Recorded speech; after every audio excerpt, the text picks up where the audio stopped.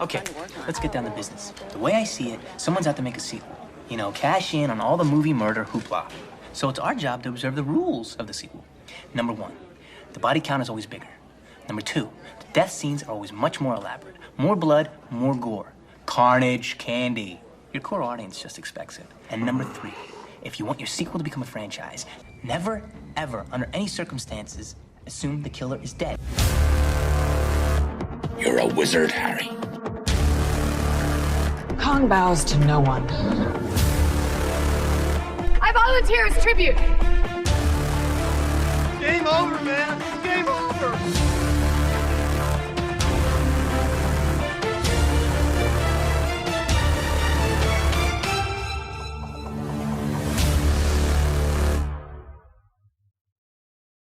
Hey everyone, welcome back to Chills and Thrills. Connor here along with Adrian, and today we are continuing the Scream franchise with Scream 2 that came out just about a year later than the original Scream did. And Adrian, I'll tell you right now, this was my favorite as a kid. I won't tell you if it's stayed that way through the years, but out of the original trilogy, this was my favorite of the three. And then, of course, we got 4, 5, 6, 7. You know, there's an 8th film coming out. So I won't tell you where it sits as of now, but I still think Scream 2, I think all the Scream films, like with Wes Craven, especially the first 4, are done very well. Once we get to like the 5th film, the 6th film, the 7th film, you can tell the directing takes a little bit different type of turn than the normal Wes Craven that we get through these first 4 films. But I've always held Scream 2 very highly, and I have fun watching it every time I watch it. The twist at the end is always fun. If you haven't seen it, it's a fun, you know, when the killers are revealed, it's fun at the end. And this one, I feel like Adrian knows this already, but I will spoil it for you that this one does rack up the body count a little bit, and it adds a lot of side characters, of course, which is how we pretty much rack up the body count. Marco Beltrami returns to do the score again, as he does through pretty much this entire franchise. I believe he does through all 7 films. And this is just a high note. You know, the original Scream was a very high note for horror, and it brought interest back into the horror community. And Scream 2, to me at least, when I was younger and still now today, delivers on that high note again, just like the first one did. So where do you sit here? Oh man, I do remember watching this movie as a kid. I loved this movie. This movie was like you said, they racked up the kill count, and it was phenomenal. I did like this one a lot. It wasn't my favorite. I know it's a little shocking on that one, but it is one of my top favorites. But I mean, whenever you have to go through 7 of them, man, yeah, I mean, for it to be number 2 to be your top, we're following in the same kind of strategy as the Aliens, Predator, Rocky. I mean, the first 2 are always classic, you know. But this movie, I don't know, man. I've always loved this movie as a kid, and rewatching it, I've watched it twice this year. So clearly one of my faves, and feel like I'm rambling at this point. It's a weird morning. You said you watched it twice this year. Well, I as well have watched this twice this year, and it, you know, we looked at the first film, the cast of it, and a couple were relatively unknown. Like Neve Campbell had done a little bit before this. She had done The Craft, and then she did Scream. Like Scream, I feel like was her breakout, and then I know she turned down in the future a lot before this film, and even after the years after, like a lot of other horror movies. We had talked about that, how she had turned them down. She didn't want to be known as like a Scream queen. But we get so many of the cast members returning with Neve Campbell and Courteney Cox, David Arquette. Kevin Williamson did the writing again. We add Sarah Michelle Gellar, which she's always a welcome sight. Timothy Olyphant, who plays Mickey, I thought he was great. We get Jada Pinkett Smith. We get Laurie Metcalf, who I knew back in the day from Roseanne, and she's done many other things like The Big Bang Theory and things like that.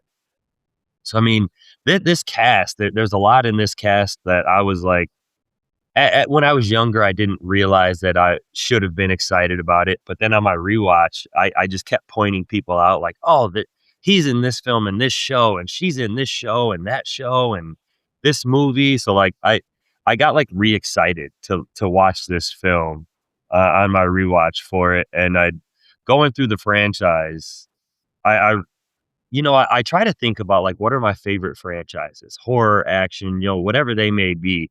And it's almost hard after like because I've kind of cheated. I'm a little ahead. I've already watched the first 4 Scream films, and here we are recording number 2. And it's like, man, it's hard not to put this in like your favorite franchise, like your top 10 or top 12, whatever it may be, when you get all these returning characters, and then later on down the road, the characters that they add, like Hayden Panettiere in this film and this guy in this film. So like I was just sitting here thinking like, man, this whole franchise is just enjoyable. And here we are only on number 2. Dude, I am so excited to talk about this series. I really am. Because, I mean, people our age, our age and slightly older, will grew up on this Scream franchise. I mean, I was shocked whenever my wife told me that she had watched the Scream series and loved it. I was like, "What? You watch Scream?" Because she hates scary movies. And I was like, "I can't believe that you watched and you like Scream." She's like, "Yeah, I mean, it's got a lot of people in it. And it's really good. It's not really a scary movie.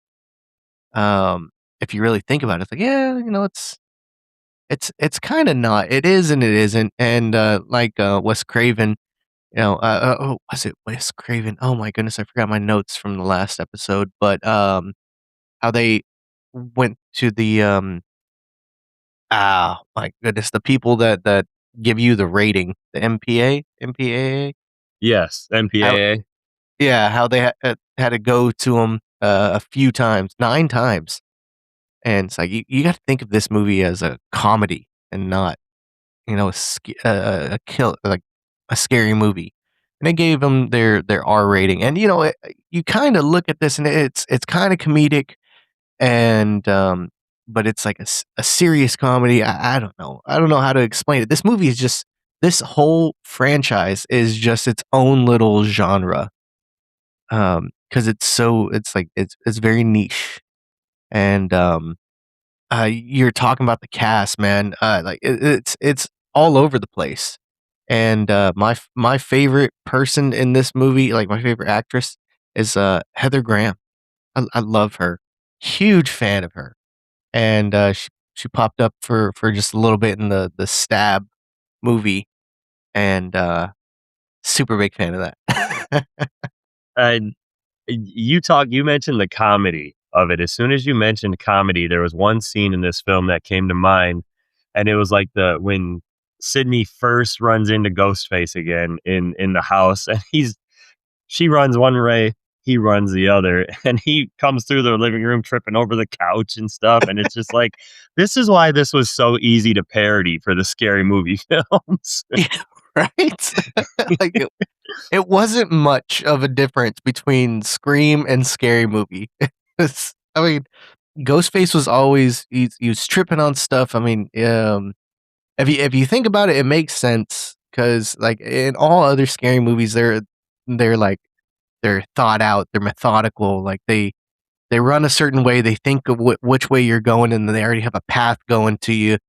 But in Scream, Ghostface is just he's just a guy, and sometimes he's the girl, and it's just reacting. However, the person that they're chasing is to however the person they're chasing is going. It's just how would you react in that situation? You're desperately trying to kill this person. This other person is desperately trying to get away from you. You're both stumbling because you're both human, and it just makes total sense. It really does. And man, yeah, the crossover or the adaptation and Scary Movie, it's not much different. Oh man, now I just keep thinking of Scary Movie. Like, I'm in the house. Do you know where I'm at? You're behind the couch. I can see your feet. What? How do you know that? And then Oh man. he goes behind the curtains. Now, do you see me? No, Mr. Killer, I can't see you at all. His feet are sticking out. Stupid. We will have to do the parody franchise of these films one day on here. Those would be fun, a good laugh, and definitely a good time to be on. Oh yeah, that would be fantastic. I love it. All right, well, I had a lot of background information on Scream. I got a lot here for you on Scream 2 as well. Let me throw that at you. We'll drop in a trailer after that, and we'll get to the good stuff and keep on conversating. All right, bring it, buddy. So Scream 2 is a 1997 American slasher film directed by Wes Craven, written once again by Kevin Williamson. It stars David Arquette, Neve Campbell, Courteney Cox, Sarah Michelle Gellar, Jamie Kennedy, Laurie Metcalf, Jerry O'Connell, Jada Pinkett Smith, and Liev Schreiber. A sequel to Scream from 1996, it is of course the second installment in the Scream film series, and Scream 2 follows the character of Sidney Prescott and the other survivors of the Woodsboro Massacre at the fictional Windsor College in Ohio, where they are targeted by a copycat killer using the identity of Ghostface. Like its predecessor, Scream 2 combines the violence of the slasher genre with elements of comedy, satire, and whodunit mystery while satirizing the cliché of the film's sequels. Williamson provided a 5-page outline for a sequel to Scream when auctioning his original script, hoping to entice bidders with the potential of buying a franchise. Following a successful test screening of Scream and the film's financial and critical success, Dimension moved forward with the sequel while Scream was still in theaters, with the principal cast all returning to star, Craven to direct and Beltrami to provide the music. The film faced controversy following its significant issues with plot information leaking onto the internet, revealing the identity of the killers. Combined with the film's rushed schedule, the script was rewritten often. Pages were sometimes completed the day of filming, and Scream 2 was released on December 12, 1997 by Dimension Films. The film received positive reviews from critics. Beltrami received positive critical reception for his score for evolving the musical themes of the characters created in Scream, although some critics claimed that the most memorable pieces from the film were created by composers Danny Elfman and Hans Zimmer. Elfman's contribution had been specifically written for the film, but Zimmer's score for Broken Arrow from '96 was controversially used in the film, replacing Beltrami's own work. The film's soundtrack achieved moderate sales success, reaching number 50 on the Billboard 200, and then a sequel, Scream 3, was released in February of 2000. So there's a little bit of background for you on Scream 2. Very, very, very, very, very nice, my friend. Always happy to hear about these movies and like that. I thought when I said Danny Elfman and Hans Zimmer, I might get a little woo from your side. Especially for Danny Elfman. I'm going to have to put some claps in there. I muted my mic for a second, and I swear to you I did. I looked at the shit. I knew it. As soon as I seen that name, I was like, Adrian appreciates that. Right? Oh, man. Like, how can you not? How can you not? It's I just remember talking about the Terminator franchise, and when they said they settled for Danny Elfman, you were not very happy about it. So no, how dare you? You're gonna get me going again. Well, you don't settle. I don't want to do Elfman. that. I don't want to do that. We don't settle for Danny Elfman. He is a great composer, and I'll keep us moving forward. We'll get into a trailer on Scream 2, and then we'll come back. As always, I'll knock out the numbers quick for you, and then I'm sure Adrian wants to dive into our favorites category, and we'll hit some fun facts and trivia before we get on out of here. What do you say? I am so excited for the favorites category. Let's do it. Let's get down to business. The way I see it, someone's out to make a sequel. You know, cash in on all the movie murder hoopla. So it's our job to observe the rules of the sequel. What are you talking about? There are certain rules that one must abide by in order to make a successful sequel. Number 1, the body count is always bigger. Number 2, the death scenes are always much more elaborate. Carnage, candy. And number 3, never, ever, under any circumstances, assume the killer is dead.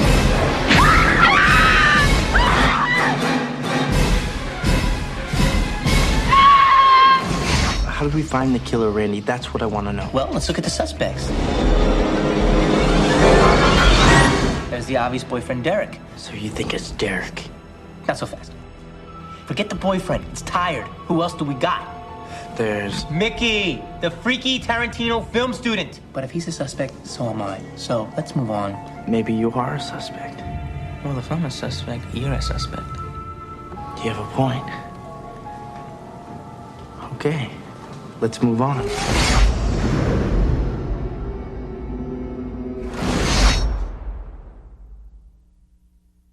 All right, what do you think? Should I throw some numbers at you here? Yeah, let's do it. Give me the numbers. All right, so Scream 2 had a budget of $24 million and a box office return of $172 million, which that was in 1997. So in 2026 dollars, we're talking about just under a $50 million budget with about $49.94 million and a box office return of $358.9 million. So relatively a very good box office return yet again. Holy crap, man. That's insane. When you consider it, the first one was a $15 million budget and it made 173, and this one was $24 million budget and it made 172. So, I mean, it cost a little more and relatively made about the same amount in a year later. So, I mean, I don't think that hurts them at all. Clearly, why a couple years later we got Scream 3, and then we took a huge break, thinking that this franchise was just a trilogy until we got Scream 4 and the eventual couple other sequels after that. But still, very good numbers for a 1997 film, especially absolutely. It makes me laugh because the this came out 2 years later. 2 years? Just under a year later, actually. Oh wow, yeah. Okay, just a year later. And you made just about the exact same amount of money, and it just makes me laugh because I'm just thinking it's the exact same people. I went to go see Scream 1, went to go see Scream 2. If I was old enough, I would have been one of those people. Right? Oh man, December 14th, 1997. Oh man, that was 4. You were about to turn 4. Yeah, I would have been 4 about 9 days later. Yeah, my goodness. Are we old or young right now? I don't know. I can't tell the Christmas difference. baby's in the house. No. December 23rd, baby. You can keep that cold stuff away, man. It's all about the heat. Come on, July, baby. Trust me, dude. Growing up, having a birthday 2 days before Christmas, like, it didn't affect the presents or anything. I would still get like a really big birthday present and then Christmas presents, whatever. But like trying to like throw a birthday party. Oh yeah. No, you got to do it like you either went to somewhere indoor where you could swim, like a hotel or the YMCA, or you went bowling, or there's not a whole lot to do up here when it's 10 degrees outside. That's fair. That's 100% fair. I got my sister-in-law. Her birthday is February 14th. And so yeah, I know. That sucks. Oh shit. All right. So what are we getting into now? We getting into some fun, some favorites category. What do you want to start with? Absolutely not. I got 5 more numbers for you. You're getting greedy. I am. I'm so impatient lately. This has been a wild Sunday morning. I will knock out these numbers quick so we can jump into some favorites. All right, let's do it. So Scream 2 is rated a 6.4 out of 10 on IMDb. It has an 83%. Hey. I didn't write the numbers. Don't get mad at me. 6.4 for Scream 2. What is going on? Hey, the first one was only 7.4. Yeah, but still, it was at least. It's shame on you, IMDb. All right, continue on. We're gonna write some letters. Send some hate mail. That's how old we are. We write letters. So this one will make you a little happier. It has All an right. 83% approval rating on Rotten Tomatoes. It has a 59% audience or popcorn rating on Rotten Tomatoes, a 62% rating on Metacritic, and then here's your number you've been waiting for. There were 10 kills or deaths in this film, averaging to one about every 12 minutes. 12 minutes. All right, it's going in the the log right now. Man. And this is the longest Scream movie, and you get one every 12 minutes. That's crazy. Yeah. This is definitely, I mean, other films come close to this, but at 120 minutes, it's 2 hours long. It's definitely, for a horror film or a slasher film, that's relatively a long slasher film or horror film. 100%. It totally is. But we increased our kill count, so I will take it. Yep, all sequels do. All sequels increase the kill count, and it is so loved. All right. I know you were in a hurry through our numbers. So would you like me to pick a category for you, or do you want to jump into one for me for our favorites category? I'm gonna go ahead and jump one. Give you one. My goodness, I can't freaking speak today. Holy crap! Okay, I'm gonna give you a favorite for you to give me. All right. I want to hear what's your favorite. What's your favorite scary movie? What's your favorite? Who's your favorite character? All right. I went bland with this again. I chose our main character. I chose Sidney, and I liked the evolution of her in this film. Kind of, she's trying like the actressing, the stage for her college, that she's in a play. And I like how she's kind of struggling through that because she still sees like the ghost face mask or the killer trying to attack her in parts. Like she's got like some PTSD stuff going on. And I like how she's seeing a new guy. So she's working on trusting again, and she's made some new friends. So again, learning to trust people, letting people back into her life after what's happened and the traumatic things that happened in Scream 1. And as things start to go down through the film, she starts looking at Derek, her boyfriend, as she starts not trusting him, seeing him in a different light because of what happened with Billy and her ex-boyfriend in the first film. So like, I like the evolution of her through the film, how she goes from like being this happy-go-lucky girl, like getting back to normal life, to worrying about who's who and who she can trust. And then at the end, coming back to this strong final girl again and having to survive a second time. So I liked what they did with Sidney in this film. Okay. I like your reasoning. So, what was your favorite scene, Adrian? Oh man, my favorite scene was Randy's death. That whole scene around that, with the phone call, and they're trying to figure out who's making the call and where it's coming from, and then him just kind of wandering around and his monologues. Ah man, I loved that scene. That's always my favorite. Not what I expected. So that one kind of threw me for a loop. It's like that's like kind of right in the middle of the film. So I didn't expect that one from you. I have one. I have some of these that'll catch you off guard as well. So I'm looking forward to that. This is going to be a good favorites category. But I like that one. I did not Hell like that yeah. Randy died in this. I hated that. I But know. I liked the scene leading up. Yeah, the buildup is amazing, and the back and forth between him and the killer is phenomenal. And the scene, oh man, the scene makes me so incredibly sad because you could hear everything, and it's just it broke my little heart. Just hearing Randy go down. Well, as a kid, I didn't think they would have the guts to kill him off. Because I mean, him getting shot in the first one, you're thinking, okay, maybe he's gonna live through it like Sidney did.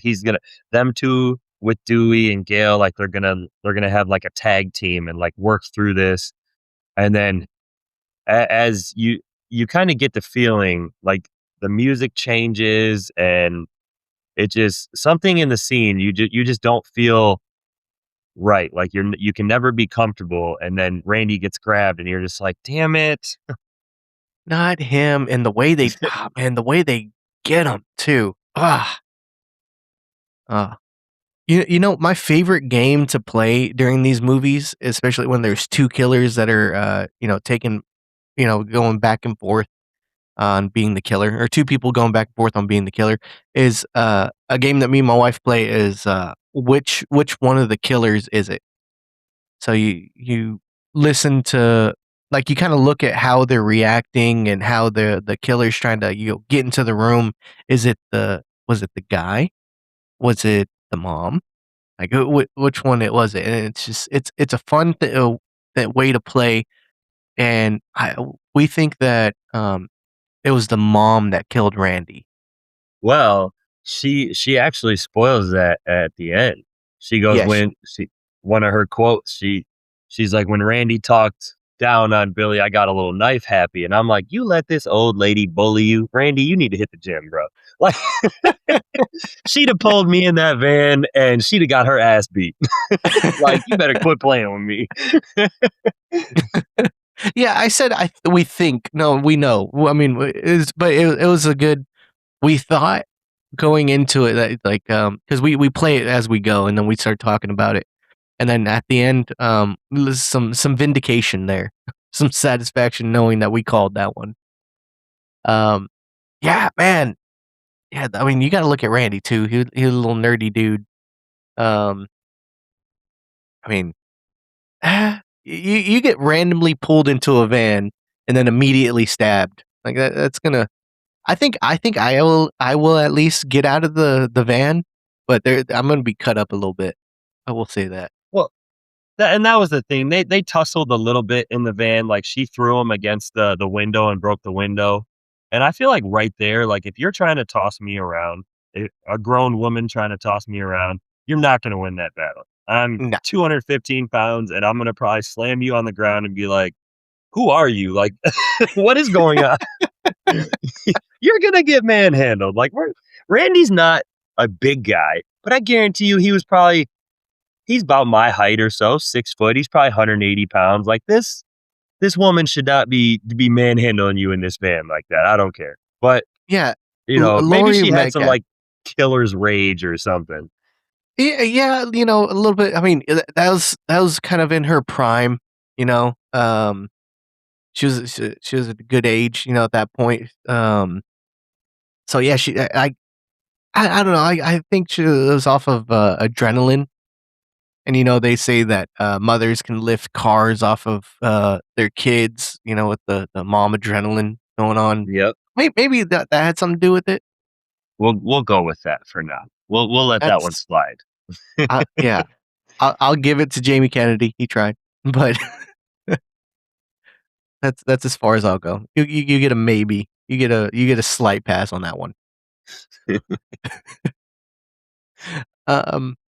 All right. Well, let's go with ooh, that was my favorite scene. All right. What is your favorite score? I actually liked one with Sarah Michelle Gellar's character, Cece, and it was called Cece is Killed because it's kind of her sorority girlfriend kind of comes home and scares her, and I don't know if she's like packing up things to go back to a party or what it was, but the phone rings and she's like, hey, the killer is like, is Cece there? It's Ted. So her girlfriend ends up leaving and she answers the phone like, hey, Ted. And she's like, you wish it was Ted. Don't forget to set the alarm. Like the whole scene that encompasses the music's slow and it doesn't really pick up until Ghostface pops out of the closet and starts chasing her through the house and up the stairs. And I just liked how it's like a slow build, very, very quiet in the background. And then the music just jumps out at you just like Ghostface does. It's like the double jump scare. And the music continues. I think it's only like a 2.5-minute track. So by the time the music actually pops when Ghostface jumps out of the closet, there's only like 45 seconds left, but the music picks up and it gets really intense as he chases her and kills her and eventually throws her off the balcony. And that was just my favorite. That was the one that stood out to me because I was listening to the slow like melatonin of it, and then just bam, instantly like caught my attention, and the rest of it was awesome. So CC was killed, or CC is killed was my favorite score from the soundtrack.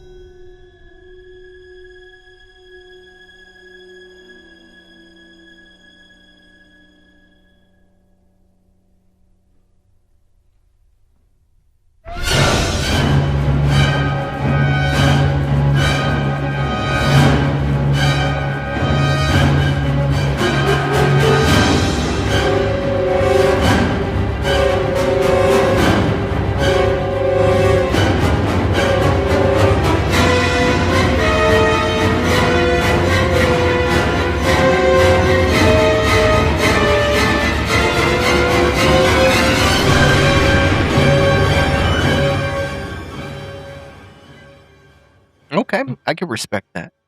What do I want to choose for old Adrian? Well, you know what? We'll go different since you. Well, I'll try not to pick the same one, and we'll go with what was your favorite death in the film? Oh man, I figured you'd get it. Randy. Randy was my favorite death. I Well, had a feeling, but I wasn't sure. yeah, it's the one that I mean, you don't really see it, you don't see his body. Wait, do you see his body? No, you don't see his body. They just open it up and then they scream. Um, but it was the most impactful death, and it doesn't have to be. I feel like the kill doesn't have to be the most brutal kill. It just has to be the most impactful one.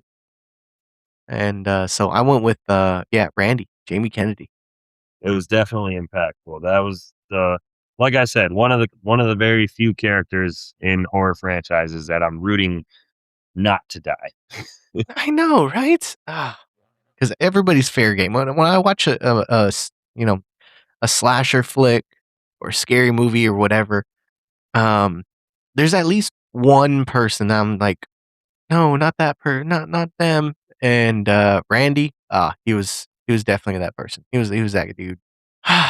Okay. All right. What was your favorite scene? So I kind of had a little two-way tie. So if Ooh. you don't mind, I'll give you both, or I can give you one, and then I can eventually I can give an honorable mention. Nah, go ahead. Give them both. Bet. So you're gonna judge me for this one.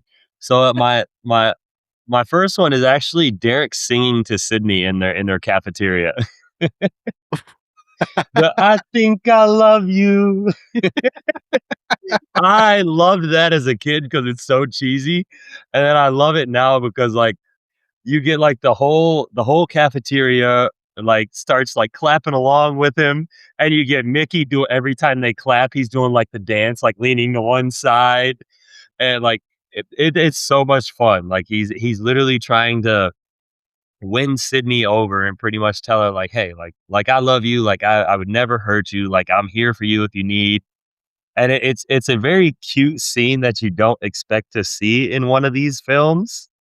And like he gives her his sorority letters and things like that in the film, and it's just a good scene. It's like a happy feel good moment in one of these horror films when you're like, yep, in 2 minutes one of you is gonna die, so I might as well enjoy this. I can agree to that. That was a good scene. So my other one was a little bleaker. So I wanted to go with the happy one first, and then the other one I chose was the car escape when Sidney and her friend are with the police and they're I can't remember where they're taking her, but they're taking her away from the college, and Ghostface jumps up, kills the one cop, hops in, and the other cop comes around, tries to fight him, and he gets in the car. and he runs him over, and he ends up running his head, or actually running the car through a bunch of piping, which kills the one cop. And then Sydney and her friend have to escape. What the hell was her friend's name? I cannot remember for the life of me. Oh my goodness. Is it Haley? It was Hallie. Hallie. So Sydney and Hallie, like, they have to escape, and they try to open the doors, and they eventually have to climb over Ghostface, who's supposedly knocked out in the front seat. And it was just one of those scenes that you're waiting for a jump scare to happen. You're waiting for once Hallie climbs over, you're waiting for Ghostface to come alive, or like come to and stab her and kill her. And instead they don't. So it's like a really suspenseful, like on the edge of your seat scene, because you don't know what's going to happen. Like Sydney's climbing over, and she hits the horn on the steering wheel, and you're just like, fuck, don't do that. Like it's just one of those edge of the seat, like thriller scenes that you love in these movies. So that was my honorable mention for that. Yeah, that was definitely one of the most infuriating moments in the whole movie, is just them trying to climb over him.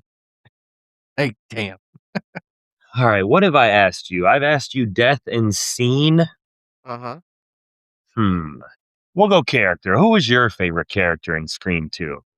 Man. So, you know how you were like feeling basic and went with Sidney Prescott, a little Neve Campbell. And you're like, I like Yes. the way that it showed, like she grew up, and she's dealing with everything and how she's reacting to all of this. Yeah, I agree with you. I agreed with you because that was my favorite character too. Sidney Prescott, man. You see her. She's got caller ID now. Early on in the film, and whenever the movie starts, the movie comes out, and she was already ready, and she's getting people with like, oh yeah, is this so and so at so and so so, and he's like, ah shit, and she's like, yeah, I got you, and she's already got the legal code on which she can get press charges if she wants, and she just kind of accepts that this is her life, and she's not like freaked out about it. She's just like, I'm prepared. And so I that's why I was for Sidney Prescott, little Neve Campbell action. You cannot go wrong with picking our final girl. I love me Um, some Neve Campbell. So right? Oh man, yeah, Neve Campbell. She's certified badass. Especially diving into this movie and all the behind the scenes, the fun facts, the trivia. You learn about her a little bit, and she was a freaking badass. She really was. Let's see. Okay, so I already gave you um character. Oh, who's your favorite kill? I went with one that was kind of, again, it was like a big, I don't know if it had shock value to it as well as Randy's did, but I went with Derek. And Really? I did. I chose Derek because he's getting, Mickey's trying to play him against Sydney towards the end. When Mickey reveals himself, he's like, "Thanks a lot, partner. Since you left, I've been on my own all night." And Mm, he's trying to play him against Sydney, and Derek's like, "No, like Sydney, like come on, you know me, like I wouldn't do this."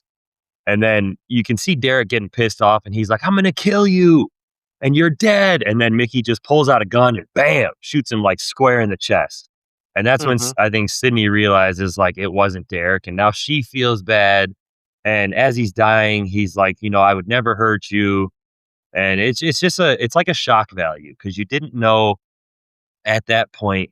It's like, oh, is Mickey telling the truth? And Derek's trying to play her as well, and he is one of the killers.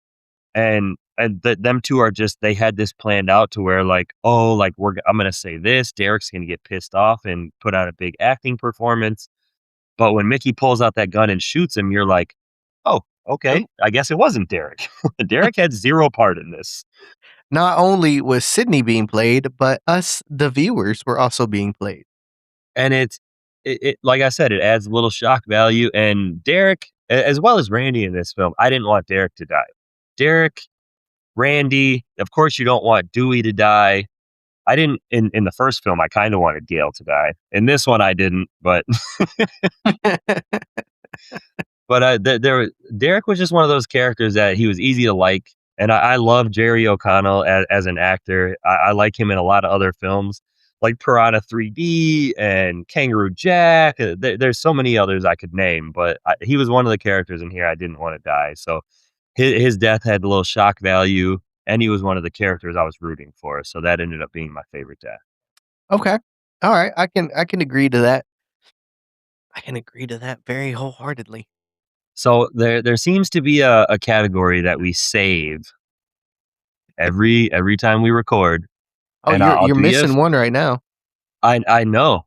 I'm gonna save that same category that we always do, and since I have two more for you, I'm gonna ask what your favorite score was. Yeah, we can't just jump into favorite quotes. That takes too long. That takes us out of it. All right. Favorite score. I actually have a tie right now. And they're tied for a very weird reason. One of them, it's because of the actual music. I love the music. The other one is because of the name. So, my favorite score was Dewey's theme. Kind of like a little like a Western thing going on. Like as soon as he stepped on the screen and it showed him, and then it just gave that little Western vibe. I was like, oh hell yeah, freaking Dewey the man! Like he's no longer Deputy Dewey. He's he's Dewey, and he's grown up, and now he's got some life experience, and you can tell it's a different Dewey than what we've previously dealt with. And I was so for it. I was like, hell yeah.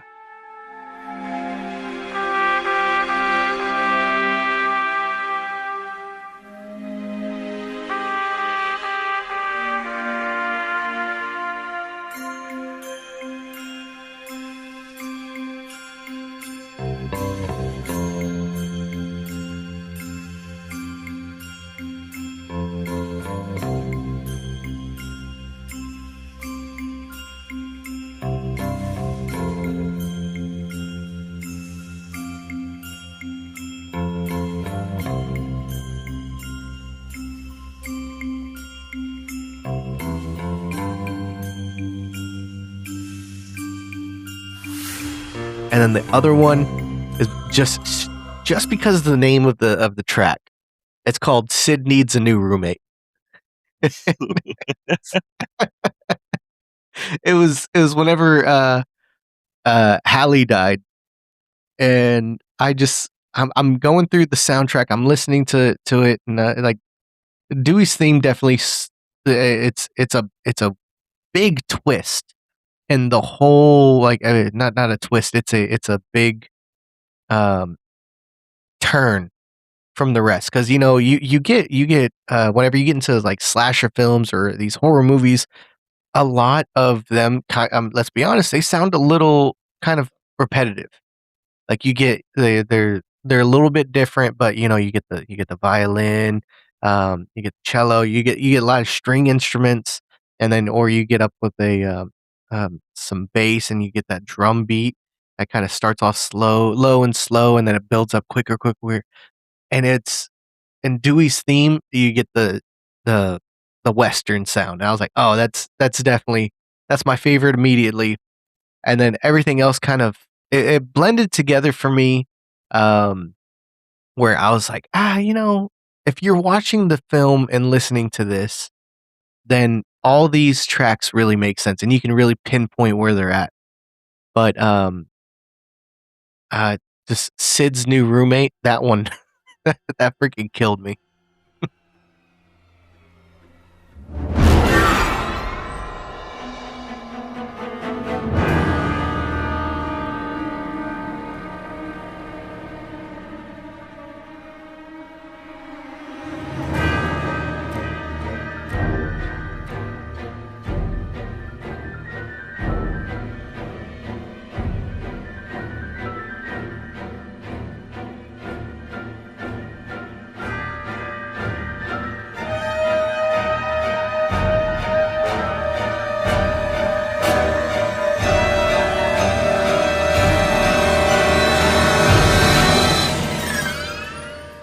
You knew exactly what point in the film that was at when you were listening to it. He's like, oh Exactly. yeah, Hallie's dying right here. Yep.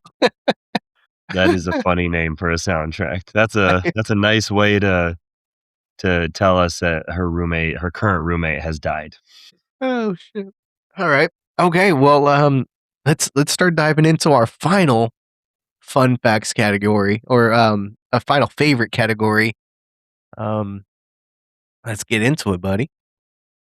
One of these weeks we're gonna do this first because I'm over here itching like a crackhead, like a fiend, just like, come on, favorite quote. I need more. Oh my goodness, You wouldn't so have a great. favorite quote you could spare, could you? Lisa, can I have some more? Right. So my absolute favorite quote of this film. It's said in the film, but the non-stop zero cuts version of it's from the trailer and it's from Randy, and I think Adrian knows exactly where I'm going. And he says, the way I see it, someone's out to make a sequel.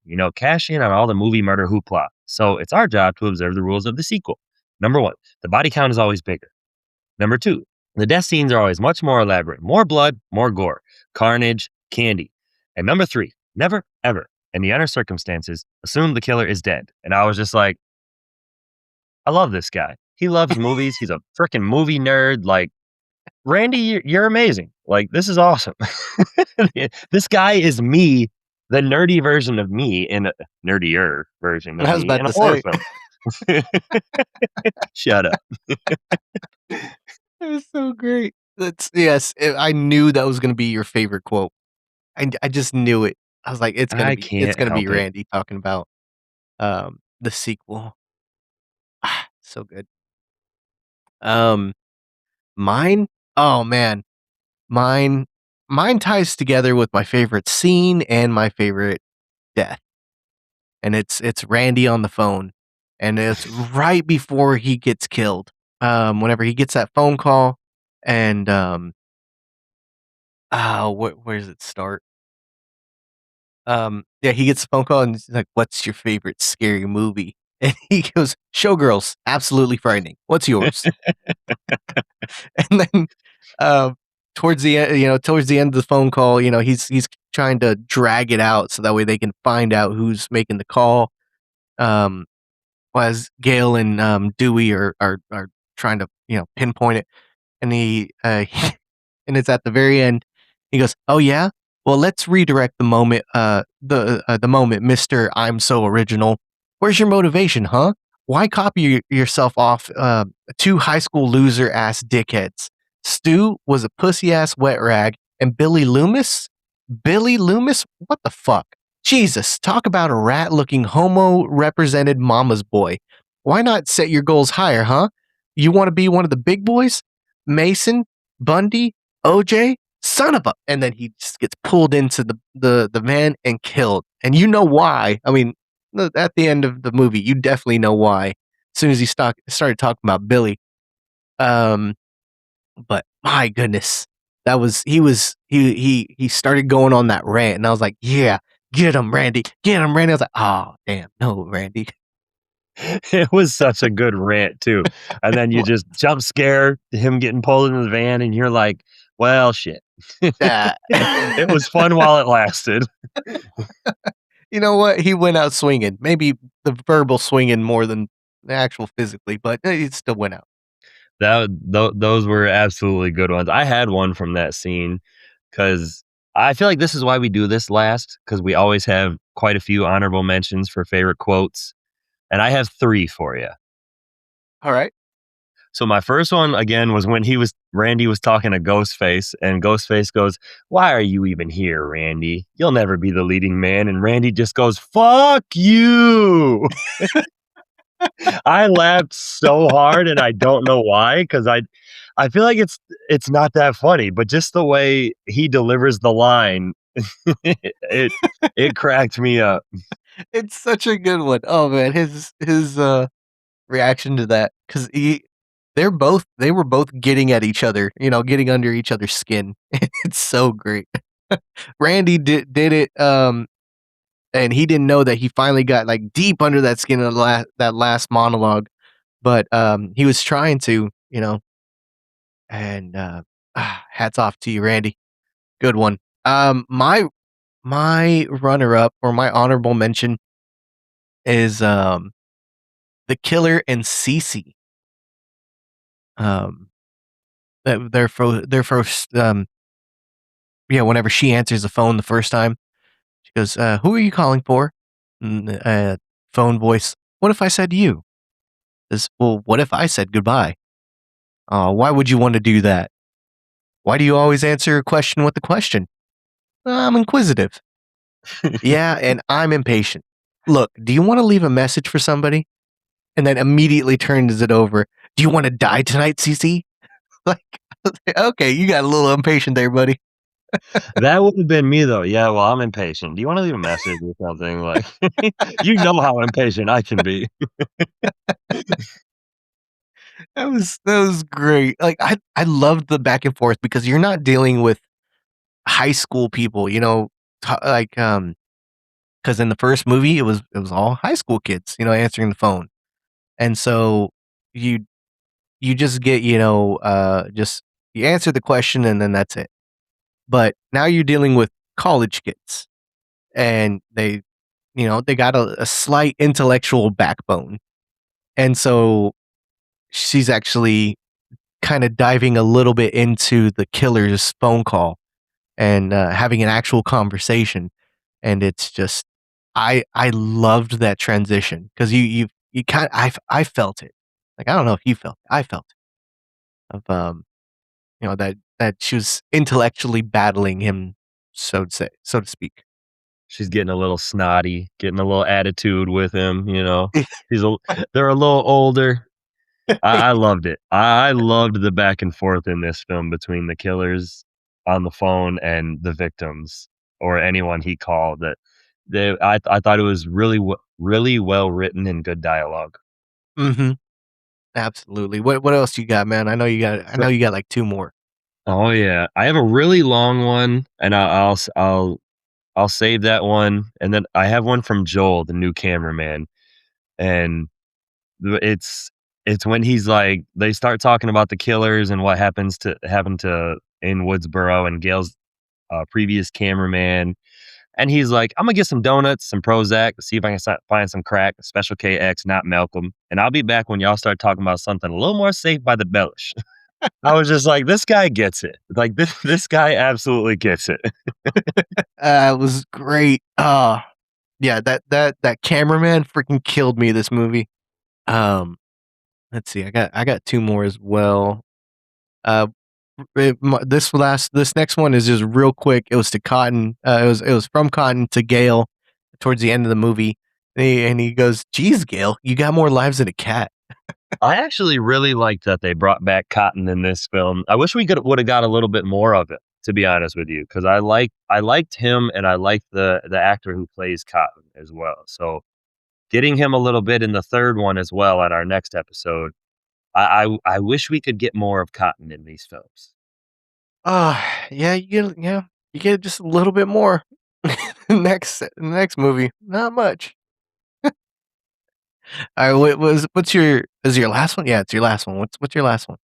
Yeah, my last one is a huge back and forth, and it's when they're in the film class with Randy and Cece and Mickey, and they're all going back and forth, and the teacher says, "So you're suggesting that someone's trying to make a real life sequel?"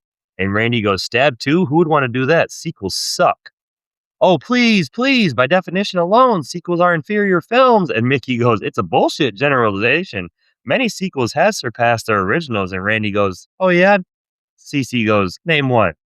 And one of the other guys in the class goes, "Aliens, far better than the first." And CC replies, "Yeah, well, there's no accounting for taste." And Randy replies, "Thank you, Ridley Scott rules. Name another."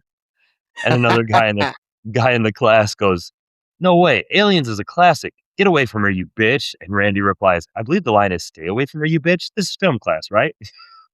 And another guy in class goes, "Gotcha, whatever. You know what? I mean, And Randy's like, come on, name another. And Mickey goes, T2. And Cece's like, you got a hard on for Cameron. It's just a great back and forth between like 5 or 6 different characters in class about sequels. It was so great. And the funny thing is all the movies that they mentioned, except for I think there's one that they mentioned we had talked about in this show. I was like, did it. They end up mentioning, I believe it's The Godfather Part 2. And yes, we have not done that one, but we've done the Aliens, we've done Terminator, and I figured this would be hit very close to home with them saying like Aliens is better than Alien and T2 is better than the original Terminator. I'm like, this is going to be fun for Adrian and I watching that little 2-minute scene. Oh, they're not even in the same genre. Come on, guys. Y'all, they're different movies for a reason. Like we've already done this. I'm about to get back on my soapbox. Nope. All I'm going to say is I am taking Aliens and I'm also taking T2. Next. Oh, my goodness. Alien and T2. Yeah. Okay. All right. So wrong, Connor. So wrong. But it feels so right. All right, my last honorable mention is between Sidney Prescott and Mickey. And she goes, well, yeah, you forgot one thing about Billy Loomis. Mickey goes, what's that? He goes, I fucking killed him. It's like, oh, yes, you did. Oh, get it, girl. That was a good line. And then she smacks him with the necklace and they have their one-on-one brawl. And it's like, I love it. I absolutely love it. This is such a good movie. You forget when you don't watch these Scream films for a while, how well done Kevin Williamson and Wes Craven, how well they work as a unit. Mm-hmm. Freaking unit, man. All right, you want to start getting into some trivia? Why not? I got like 6 or 7 for you here, so I'll rattle off one for you. All right. So Neve Campbell would shoot Party of 5 on Mondays and Tuesdays during the day and spent Wednesday, Thursday, Friday, Saturday, and Sunday on this film, most of which were night shoots. On Sundays, she would work all night until 6 a.m., go home for 15 minutes to shower all the fake blood off, and immediately go to Party of 5 set to shoot all day long, all without sleeping.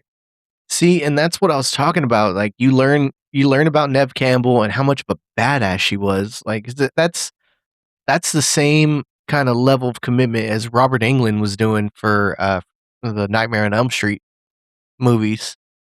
And he would just fall asleep. He would just be so exhausted he'd fall asleep in his trailer with the costume on. Like, man, that's crazy.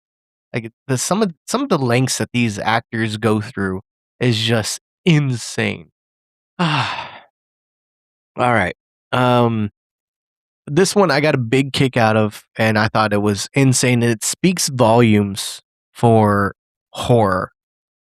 This film was originally scheduled to open alongside Tomorrow Never Dies and Titanic.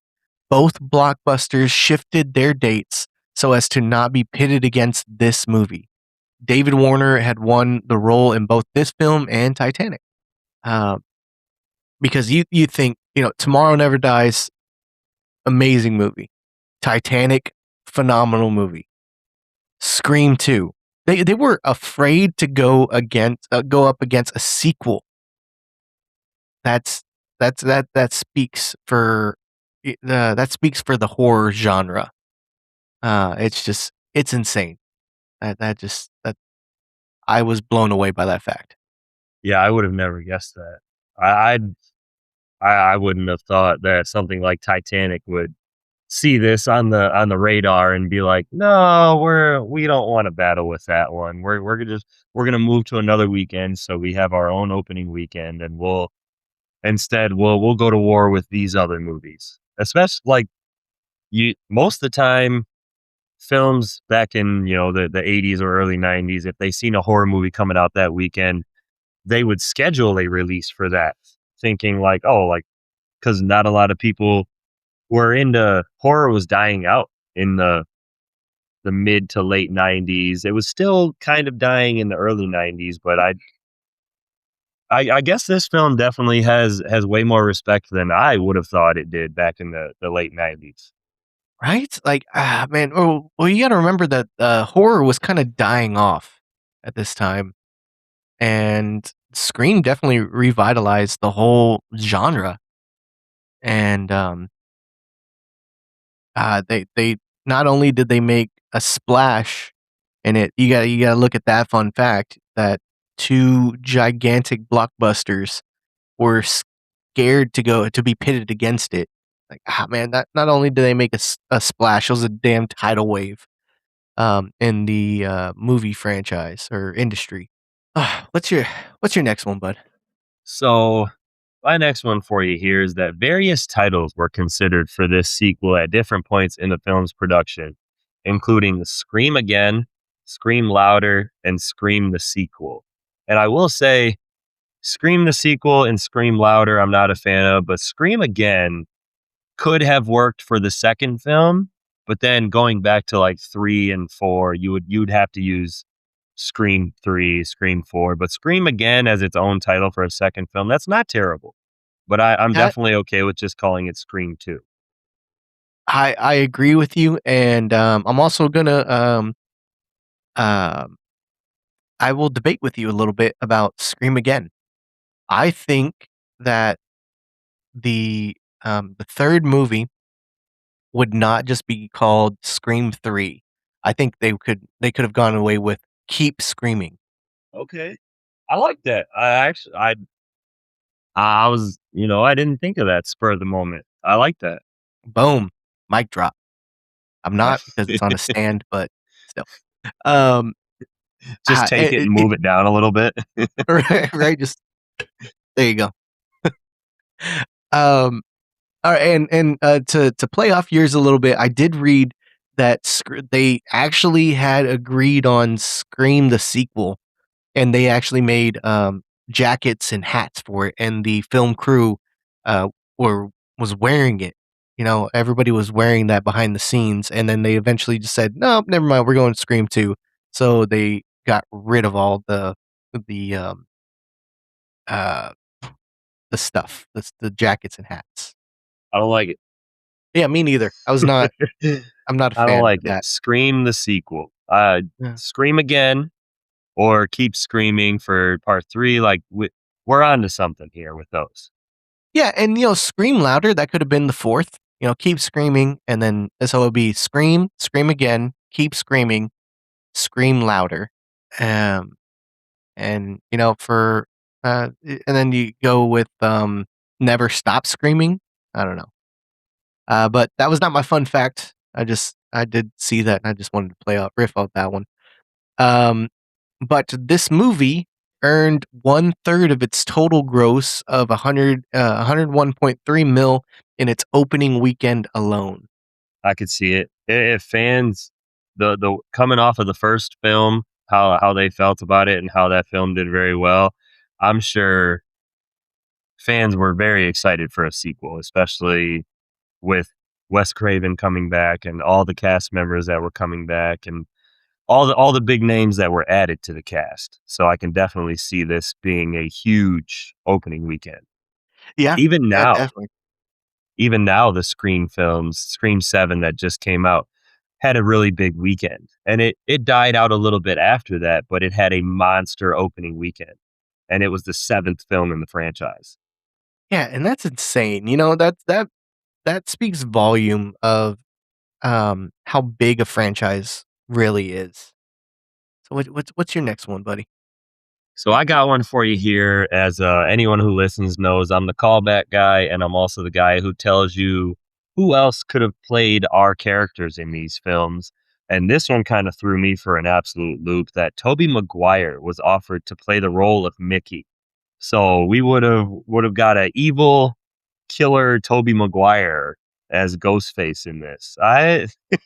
That one I was just like I was trying to see it and I was just like, man, I don't know if that would have worked or not after seeing him in the Spider-Man movies but it would have definitely been interesting. Right? I also thought that. This is the second one you've taken from me, by the way. That I told the wife that she just left a few minutes ago. She went to go do something, and I was like, Tobey Maguire was offered the role of Mickey. She goes, "No, I don't like it." I was like, oh, okay, damn. Uh, let's see. Ooh. Okay, I got a good one for you here. All right. The Omega Beta Zeta sorority house is the same that was used as Miss Trunchbull's mansion in Matilda. That was one of my favorite movies as a kid. I loved that That movie growing up. that is a fun fact. Legit. Right? I was watching. I was reading through. I was like, "Oh no way!" I kind of went side by side comparison. Yep, it's it. That is awesome. So I apologize for taking 2 of yours. So I have 4 left in total. What do you got for me? I got 3 left now. 1, 2, 3. So, Yeah. okay, I'm gonna try not to take any more of yours. Mm-hmm. So according to Kevin Williamson, Wes Craven was initially hesitant to return for a sequel because he was worried that he had other opportunities and he did not want to be trapped into like the Scream franchise. And Robert Rodriguez was eyed to take over, but Craven finally agreed to direct, and Rodriguez dropped out in favor of filming The Faculty from 1998, which is such a good movie. One of my favorite like creature feature alien invasion films of all time. And I don't know if you've seen that, but The Faculty with like Josh Hartnett and there's so many good actors in that film as well. We get our Robert Patrick, who played our T-1000 in Terminator 2. He's in that. So Mm-hmm. anyone who's listening and hasn't seen The Faculty, definitely give that one a watch. And you want to know something? I took another one. No, you did not. Oh, okay, good. That was a true fun fact as well because I absolutely love The Faculty. It is one of my favorite movies. Is like I love watching that movie. It's so good. It is such good. It's a such good invasion film, and I watched that growing up, and I don't think I've ever stopped watching it. You and me both, boss. I made my little sister watch it for the first time this year, and she liked it. So It's such a great film, and you got to look at the casting on that. Oh my goodness, I know what we're doing. All right, we'll be talking about that at some point because we cannot not talk about that film. Year of the Creature feature. I'm telling you. Let's do it. So good. Okay. All right. Let's go with all right, all right, since you took 2 of mine, I'm possibly going to take one of yours here. Officer Andrews, played by Philip Pavel, and Officer Richards, played by Christopher Doyle. Their names are referenced to Brian Andrews and Kyle Richards from Halloween 1978. I will tell you happily, you did not take one of mine. Damn But it, I love tried. the connection. I love the connection. I tried so hard with that one. All right, but all right, well, that's still good. It's Still okay. good. We learned. We learned.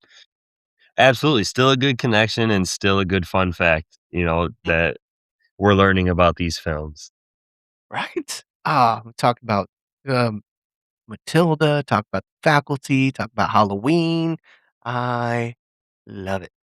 So my next one for you here is, according to a rumor, the identity of Ghostface was changed after the original script was leaked on the internet, and the killers were actually Derek and Hallie in the original ending. This was referenced in Scream 3, where all the actors and actresses on Stab 3 were kept in the dark about the script for this reason. So I really liked that, how they brought real life things that caused like pandemonium and chaos on this film into the very next film that they directed in the franchise. I thought that was fun. Right? That's such a that's so cool. That is super cool. And man, Hallie and that would have been a class. I think finding out that your roommate is the killer. I think that's a classic kind of trope in like a horror sequel. Well, your roommate and your boyfriend, like the two people Yeah. you probably trust the most, and they're the ones who turned their back on you. So that I wouldn't have liked the boyfriend aspect. No. I wouldn't have mind if because they had done that in the first one. So if they would have done like Hallie and Mickey, since it seemed that like Mickey was kind of sweet for Hallie anyway, like those two working together, I wouldn't have minded that. Right? Ah, man. Yeah, that would have been.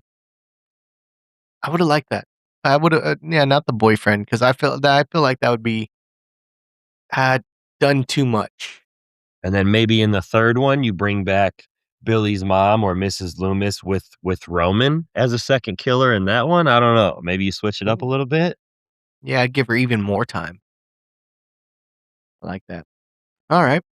Okay. Well, actors who auditioned for the part of Derek were asked to perform the scene in the cafeteria, your favorite scene, in which Derek sings "I Think I Love You." I could do it. Give me the lyrics. I want to see it. Let's go.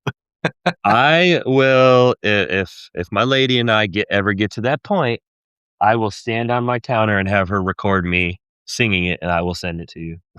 Hell yeah. Oh, I am so excited. Come on, lady. Come on. So I got two more for you here, and one of them is when Ghostface calls Sidney, he asks if she remembers him. While one may assume that the new killer is speaking figuratively to describe the return of Ghostface, it turns out to be a literal metaphor since the caller is Mrs. Loomis, a forgotten figure from Sidney's past. So I just, we know that from watching the film, but I liked that, I threw that in there, and I thought it was a good connection to, you catch it if you pay attention to what, like, you don't think about that during the film when they say, remember me. Like, yeah, you're Ghostface. You're another killer. Like, of course she remembers you. But you don't think about it as Mrs. Loomis or Billy's mom or someone else from her past besides just the Ghostface figure. So I like that connection. Yeah, me too. I didn't catch that. That's really cool. All right. Okay. After filming, this is just a weird kind of little thing. This is not my last one. I did find one more as we were talking. After filming, Jada Pinkett Smith sent director Wes Craven a set of steak knives for Christmas. And I think that you send one of the most prolific horror writers a set of steak knives for Christmas. That's pretty funny. Could have at least sent me a steak with them. Come on. Right? Like, give me something to use them on here. All right, what's your last one? I have one more. My last one, it was my favorite one for you, and I would have loved for this to have been the actual ending of the film. And it's, the film originally ended with a shot of another ghost face watching over the campus bell tower as like Sidney walks away. And I'm just like, oh, that would have been an amazing setup for a sequel. Right? No. I would have loved that. Even if it wasn't like truly a third killer, it was just somebody, it could have been the mastermind behind the other two or something. But just to see that, the ghost face figure watching over her as she walks away, and as a crowd member, you think like, oh shit, it's not over. Like, oh, there's gonna be a sequel. Like that would have been a hell of a sequel catch. Right? Ah. So good. So good. Ah, come on. Why are you robbing us of this? Okay. All right. Well, here's my last one. And this is Timothy Olyphant. I love this actor. He's such a good actor. He's so good. So good. He says that he never watches his reveal because he cringes when he watches his own acting in the film. He added, I feel like people are not fond of us as Mickey and Mrs. Loomis, and honestly, I rarely go back and watch our reveal. Originally, I remember doing many takes because Wes Craven told us we were acting too crazy and over the top. I'm thankful Wes made me tone myself down because our original takes were awful, and I still feel I could have done better. So hats off to Laurie Metcalf, though. Hats off to Laurie Metcalf, though. I think she was great, but I cringe at my own monologue. I think they both did a great job acting kind of insane and in today's terms, like out of pocket. And like, I thought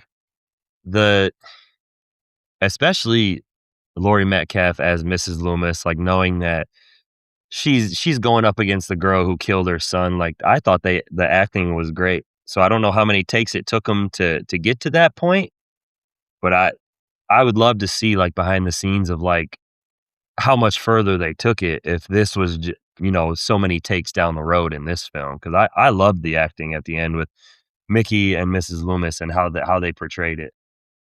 Mm-hmm. Yeah, I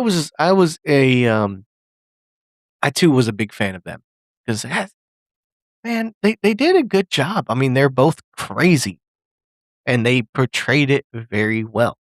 Couldn't agree more with you. So I think you said that was the last one you had. I don't have any more for you.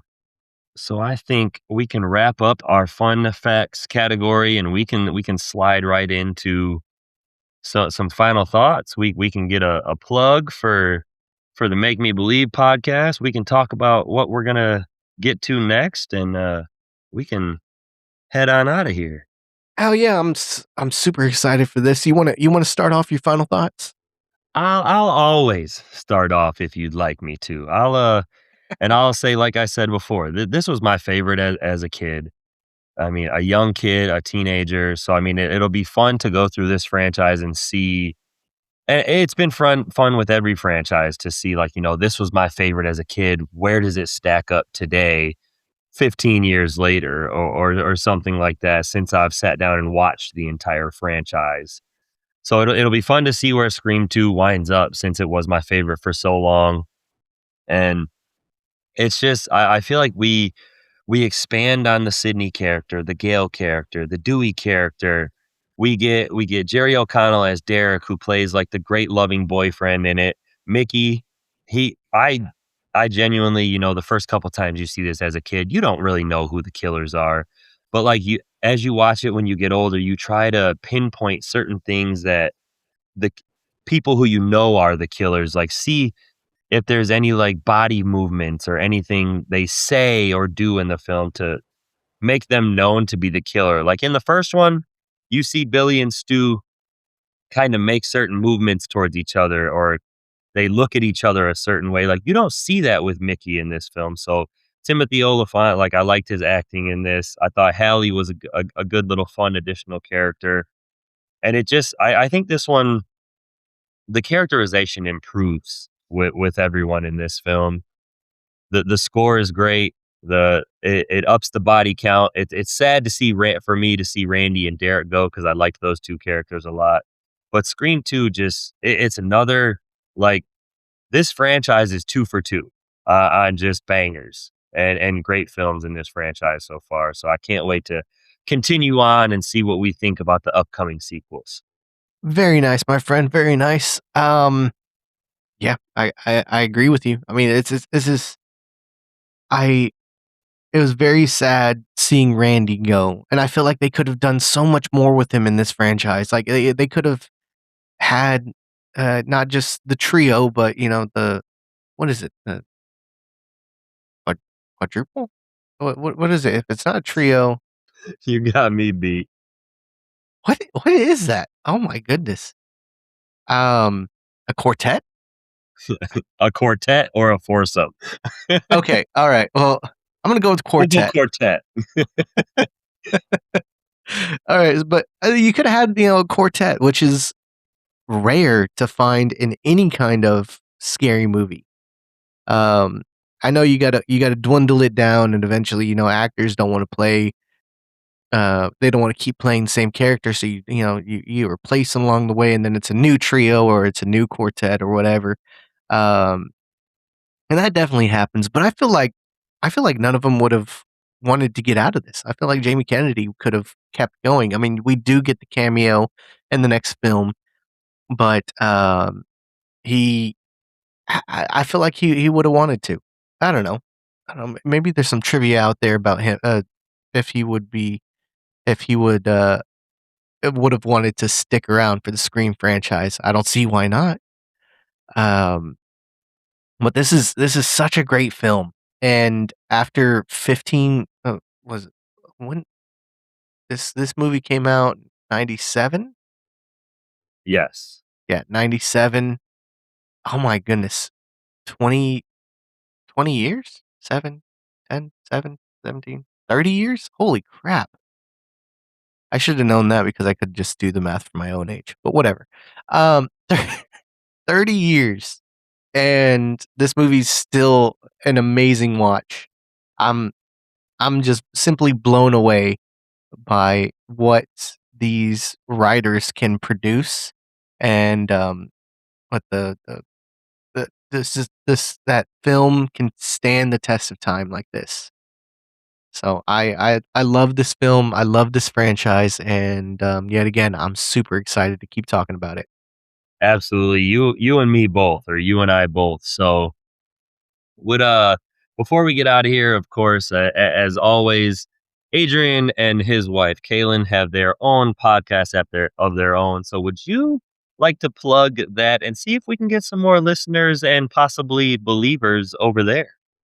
Oh, absolutely. Absolutely. Hey, everybody. Thank you again for tuning in to Connor and I's show, the Chills and Thrills podcast.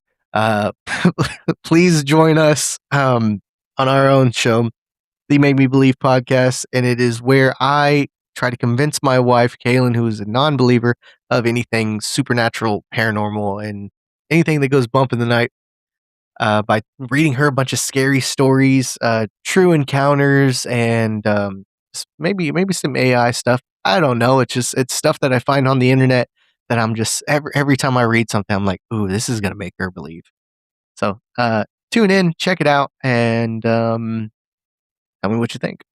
Absolutely check them out because I have been listening. I'm quite a ways in. So I'm working my way catching up on all their episodes. So definitely give them a listen, a follow, a subscribe, a rating, and tell us what you think. And do the same for us on here as we continue trekking through movies and movie franchises, because we are going to continue doing the Scream franchise on our next episode. Since Scream 2 was a massive box office success, it warranted another sequel simply titled Scream 3 that was released February 4th of 2000. And we will be looking at that on our next episode. That seems to be, as we always say, we kind of say what's the most liked and most kind of hated in each franchise we do. Scream 3 and Scream 4 seem to be the ones that get the most negative talk or chatter amongst this franchise. So we'll see where Adrian and I sit on that one come our next episode. So that should be fun. Oh, I'm super excited for it. So before we get out of here, Adrian, of course, I'll thank you for joining me. As always, we'll have to, we talked about the wife possibly joining us for the rest of this franchise. So we'll have to see if we can get her on for the rest of these episodes. But of course, I'll thank you for joining me for this one, as it's always fun. Of course, buddy. I'm super excited to talk about this all things movie. I'm fading fast over here. My goodness, my brain is not braining today. But I thank you again. Love talking about these movies. It's a big passion of mine, and I just continue to keep. I wish to continue to keep doing this for a very long time. Absolutely, you and I both. As long as you want to be here, I will welcome you. So again, thank you. Thanks to anyone who's out there listening. We have Scream 3 on our next episode, but until next time. See ya. Gail's not here. I'm not interrupting anything, am I? You three look deep in thought. Have you ever felt a knife cut through human flesh and scrape the bone beneath? It's him. Who? The killer. He can see us.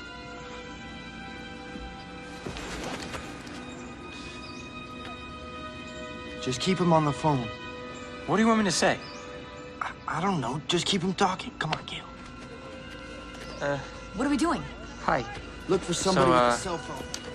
What's your favorite scary movie? You'll never find me. Yeah, what do you care? Let them have their fun. So, what's up? What's your favorite scary movie? Showgirls. Absolutely frightening. What's yours?